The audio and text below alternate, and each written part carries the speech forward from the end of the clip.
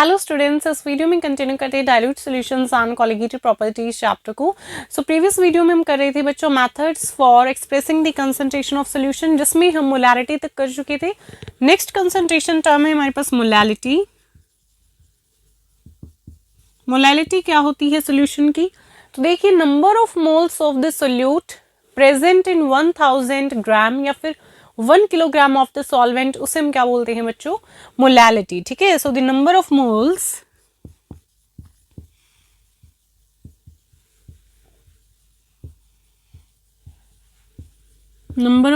of the solute present in 1000 gram or 1 kilogram of the solvent, उसे हम क्या बोलते हैं? मोलैलिटी।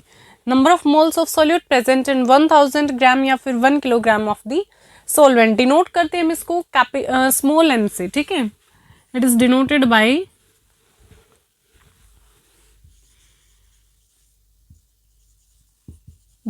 Bye small m. ठीक है, स्मॉल एम ये हो जाएगा number of moles of the solute by में क्या है? Mass of the solvent in kilogram, और अगर ग्राम में होगा number of moles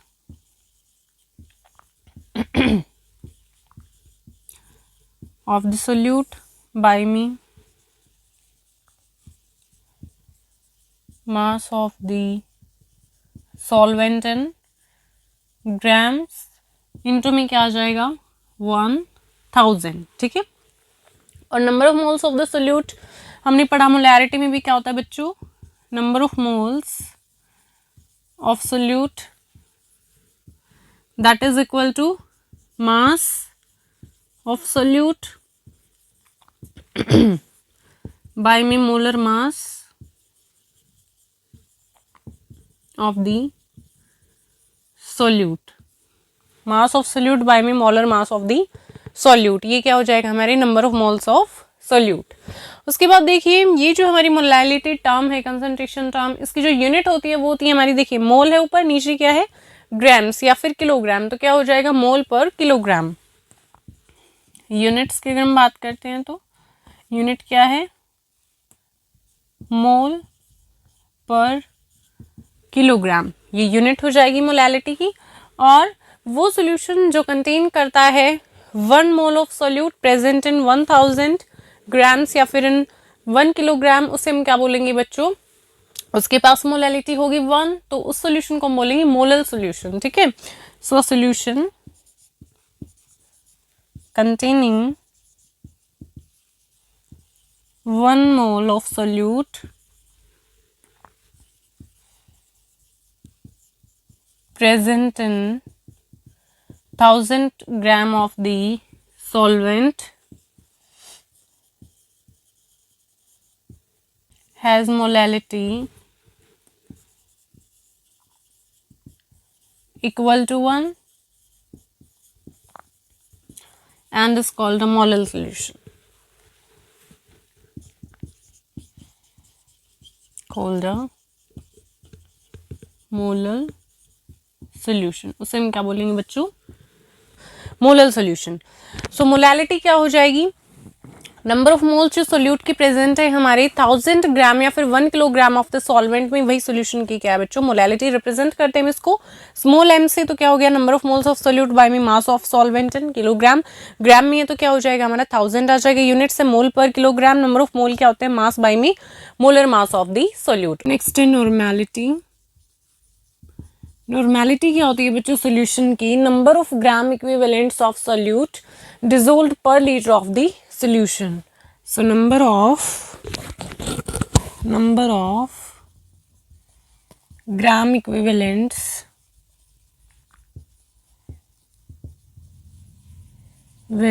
of the solute dissolved per liter of the solution, liter of the solution, and it is denoted by capital N. It is denoted by capital N. So normality क्या हो जाएगी? Number of gram equivalents of solute by volume of solution in liters. Volume of solution in liters. उसके बाद है number of gram equivalent of solute. ये क्या हो जाएगा? That is equal to mass of solute by me equivalent mass. और equivalent mass क्या होता है बच्चों? That is equal to molar mass by n factor. Molar mass by n factor. और यहाँ पे जो n factor बच्चों ये एसिड्स के लिए हो जाएगा जितने नंबर ऑफ रिप्लेसेबल प्रोटॉन्स है, बेसिस के लिए हो जाएगा रिप्लेसेबल हाइड्रोक्साइड आयंस.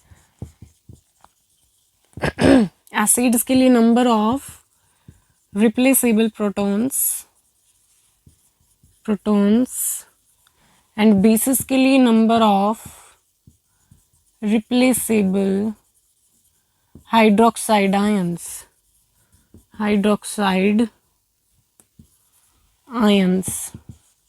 और बात करें अगर यूनिट्स की तो क्या हो जाएगी? ग्राम इक्विवेलेंट पर लीटर्स. यूनिट क्या हो जाएगी? ग्राम इक्विवेलेंट पर लीटर. ठीक है, ये हमारी यूनिट हो जाएगी. और लाइक मोलैरिटी ये भी क्या होती है हमारी? चेंज होती है टेम्परेचर के साथ. So like molarity, normality of a solution also changes with temperature. Also changes with temperature. और ऐसा सोल्यूशन जिसकी नॉर्मेलिटी यूनिटी के इक्वल है उसे हम बोलते हैं नॉर्मल सोल्यूशन. सो इसको भी नोट कर लेते हैं हम. A solution having normality equal to unity is called normal solution. उसे हम क्या बोलेंगे बच्चों? Normal solution. तो इसको भी ध्यान में रखेंगे आप. तो नॉर्मेलिटी क्या हो जाएगी? Number of gram equivalent of solute dissolve per litre of the solution. Denote करेंगे कैपिटल एन से. क्या हो जाएगा? Number of gram equivalent of solute by मी वॉल्यूम सोल्यूशन इन लीटर्स. और number of gram equivalent of solute क्या होता है? Mass of solute. ठीक है, सोल्यूट का मास बाय में इक्विवेलेंट मास. और इक्विवेलेंट मास क्या होता है हमारा? मोलर मास बाय में एन फैक्टर. और यहाँ पे जो एन फैक्टर है एसिड्स के लिए number of replaceable protons, basis के लिए number of replaceable hydroxide ions. ठीक है, और लाइक मोलैरिटी जो नॉर्मेलिटी है सोल्यूशन की वो भी चेंज होती है टेम्परेचर के साथ में. और सोल्यूशन जिसके पास नॉर्मेलिटी इक्वल होती है यूनिटी के उससे हम बोलते हैं नॉर्मल सोल्यूशन. एंड यूनिट हो जाएगी नॉर्मेलिटी की gram equivalent per litre. Next है formality.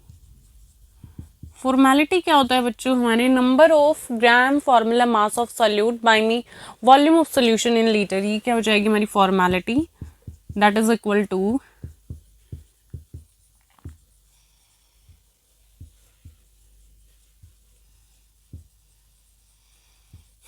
number of gram formula mass of solute by me volume of solution in liters. ठीक है, ये क्या हो जाएगी हमारी फॉर्मेलिटी हो जाएगी. नेक्स्ट है mole fraction.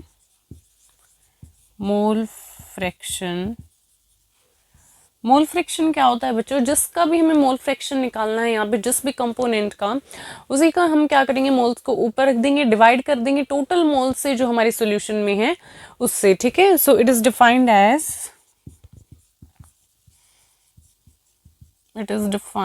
As the ratio of moles of one component to the total number of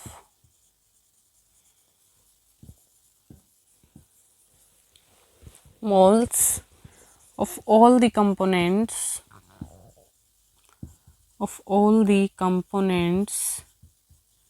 present in the solution, present in the solution.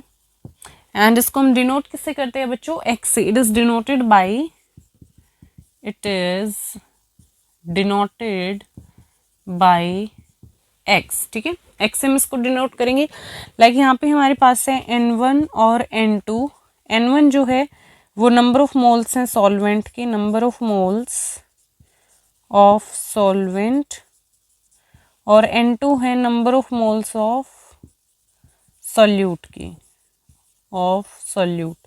तो इसलिए यहाँ पे जो x1 है, x1 क्या है हमारे, मोल फ्रैक्शन है सॉल्वेंट का. ठीक है, मोल फ्रैक्शन है सॉल्वेंट का. तो ये क्या हो जाएगा, ऊपर किसके आ जाएंगे हमारे मोल्स, सॉल्वेंट की n1 बाय में सोल्यूशन में जितने हमारे टोटल कंपोनेंट्स हैं, एक क्या हमारा सॉल्वेंट है, दूसरा क्या है सॉल्यूट है. तो n1 प्लस में n2 हो जाएगा, n1 प्लस n2. इसी तरीके से अगर x2 अगर हमें सॉल्यूट का मोल फ्रैक्शन निकालना है तो क्या हो जाएगा, n2 ऊपर आ जाएगी. ठीक है, नंबर ऑफ मोल सॉल्यूट के बाय में total number of moles of whole component, that is n1 plus में n2. ठीक है, इस तरीके से हम है मोल फ्रैक्शन को कैलकुलेट कर लेंगे. नेक्स्ट है जो हमारा सम आता है मोल फ्रैक्शन का सभी कंस्टिट्यूएंट्स के सॉल्यूशन का, वो आता है बच्चों यूनिटी 1 के इक्वल. ठीक है, so the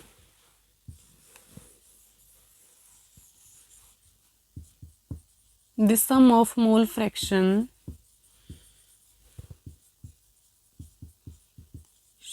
of all the constituents of all the constituents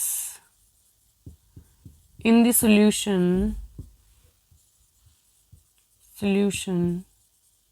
is always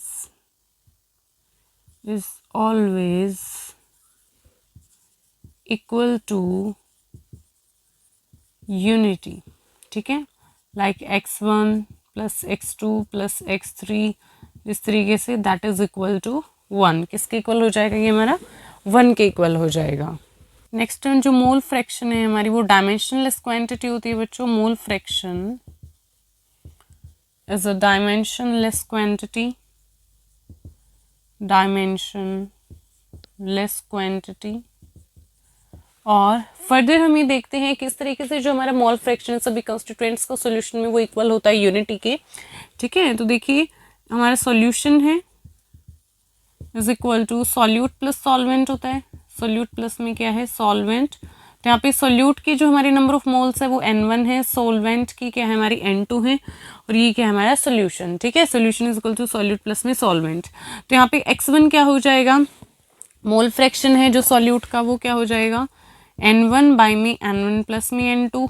और यहाँ पे x2 क्या हो जाएगा, ये क्या मोल फ्रैक्शन सॉल्वेंट का, n2 बाई में n1 प्लस में n2. ठीक है, अब क्या बोला हमने, जो सम है मोल फ्रैक्शंस का वो, तो यहाँ पे हम क्या कर देंगे x1 प्लस में x2, ये हो जाएगा. तो यहाँ पे अगर हम x1 प्लस x2 करेंगे तो क्या आ जाएगा, n1 बाई में n1 प्लस में n2 प्लस में n2 बाई में n1 प्लस में n2. तो यहाँ से क्या आ जाएगा हमारा n1 प्लस में n2 नीचे, और ऊपर क्या आ जाएगा हमारा n1 प्लस में n2. तो कैंसिल हो जाएगा ये n1 प्लस में n2. तो ये कैंसिल होके क्या आ जाएगा बच्चों, हमारे पास 1 आ जाएगा. इस तरीके से हमें क्या पता चल गया कि जो हमारा मोल फ्रैक्शन होता है, सम है जो मोल फ्रैक्शंस का सभी कंस्टिट्यूएंट्स के सॉल्यूशन में, that is always equal to unity. Okay, next है मोल परसेंट. मोल परसेंट क्या हो जाएगा बच्चों, moles of one component by मीन total number of moles into में 100 कर देंगे तो आ जाएगा mole percent. So moles of one component by में total number of moles into में 100. ठीक है, नेक्स्ट है mass fraction.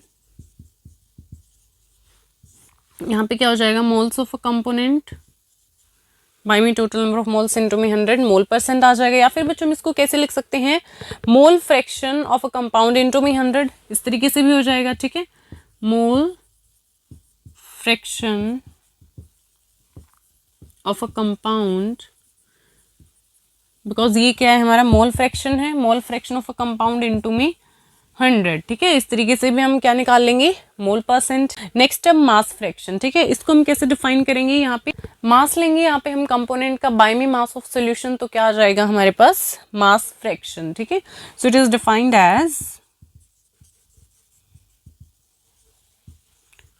as the mass of the given component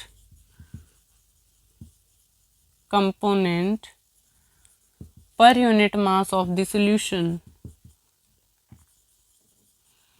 per unit mass of the solution, ठीक है। सो यहाँ पे देखिए हमारे पास एक्स ए है और एक्स बी है, ठीक है। यहाँ पे हम बाइनरी सोल्यूशन ले रहे हैं, दो कंपोनेंट्स है हमारे पास, तो यहाँ पे एक्स ए और एक्स बी क्या है, हमारे मास फ्रैक्शन है। तो यहाँ पे क्या हो जाएगा, एक्स ए अगर हमें निकालना है तो यहाँ पे देखिए जो हमारी डब्ल्यू ए है एंड डब्ल्यू बी है, ये क्या है, हमारे मास है, ठीक है। ये है फर्स्ट कंपोनेंट का, ये सेकंड कंपोनेंट का। तो अगर हमें एक्स से निकालना है, मास फ्रैक्शन ए का निकालना है, तो क्या हो जाएगा, डब्ल्यू ए बाई में डब्ल्यू ए प्लस में डब्ल्यू बी। इसी तरीके से अगर हमें एक्स बी निकालना है तो क्या हो जाएगा, डब्ल्यू बी ऊपर आ जाएगा बाई में डब्ल्यू ए प्लस में डब्ल्यू बी, ठीक है। Mass of given component by में मास कर देंगे हमारे सॉल्यूशन है उसका, तो क्या आ जाएगा हमारे पास mass fraction. And it is also dimensionless quantity, it is also dimensionless quantity. तो देखिए बच्चों, मोल परसेंट क्या आ गया हमारा, moles of a component by में total number of moles into 100 कर देंगे तो क्या आ जाएगा मोल परसेंट। या फिर हम इसको निकाल सकते हैं mole fraction of a compound into में, यहाँ पे क्या आ जाएगा हमारा component, mole fraction of a component आ जाएगा यहाँ पे, mole fraction of a component into में 100। और मास फ्रैक्शन क्या हो जाएगा हमारा, mass of the given component per unit mass of the solution, जिसका हमें निकालना है ऊपर, और बाय में क्या आ जाएगा हमारे सॉल्यूशन में जितने भी कंपोनेंट है टोटल उनका आ जाएगा नीचे। और ये क्या है, हमारी एक डायमेंशन लेस क्वांटिटी है। सो के स्टूडेंट्स, आज के इस वीडियो में इतना ही। नेक्स्ट वीडियो में हम न्यूमेरिकल्स करेंगे जो हमने पढ़ी है हमारी कंसंट्रेशन टर्म्स पे। Till then keep learning and keep exploring.